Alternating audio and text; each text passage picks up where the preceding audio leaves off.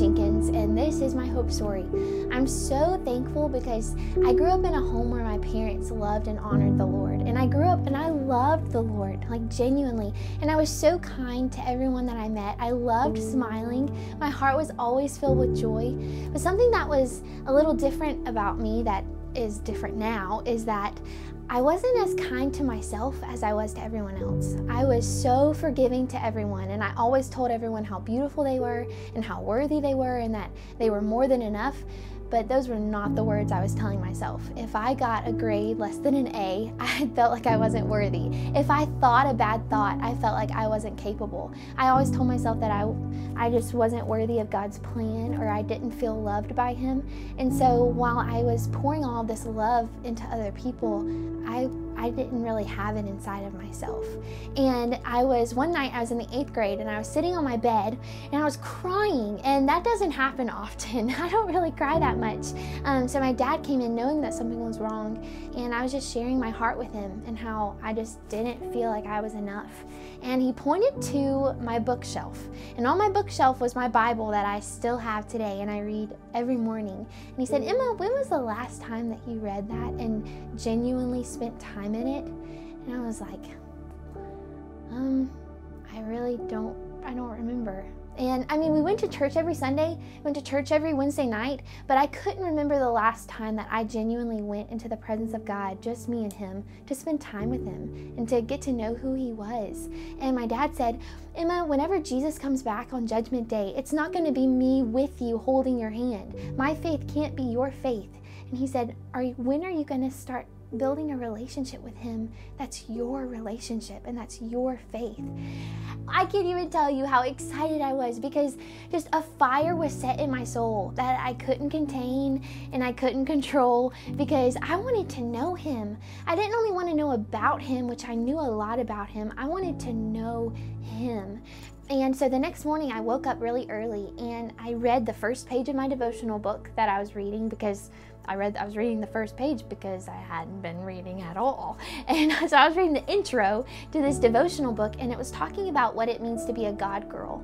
And it said a God girl is the girl who wakes up before the sun does and sits and listens to what her father is going to tell her. And I was like, I want that.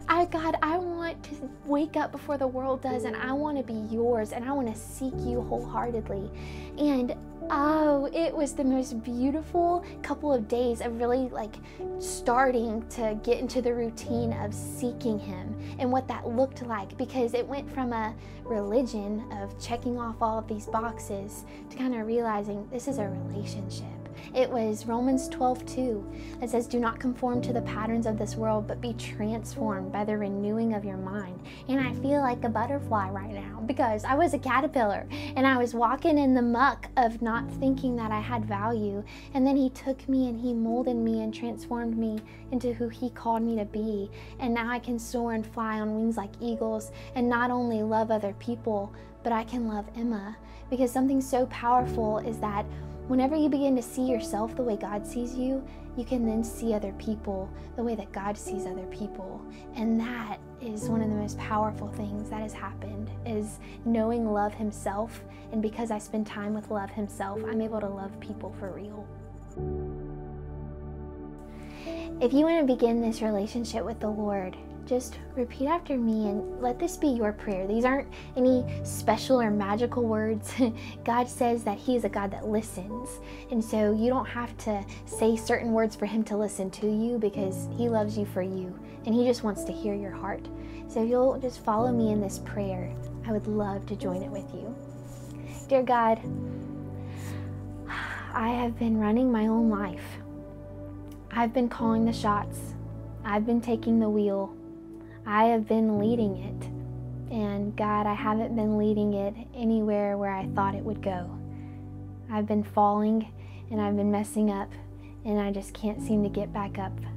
I need You to be the Lord of my life. I need You to become greater, and I need me to become less. And God, thank You that it didn't end with a death on a cross. The sins died on the cross, but God, life rose out of the grave, and I thank You. As of today, I devote my heart to You. I give my life to you. No turning back. The cross is before me and the world is behind me. And I pray, God, I submit to you and I choose to let you call the shots. I give you the wheel. And I pray, God, take me where you, before time began, destined me to go.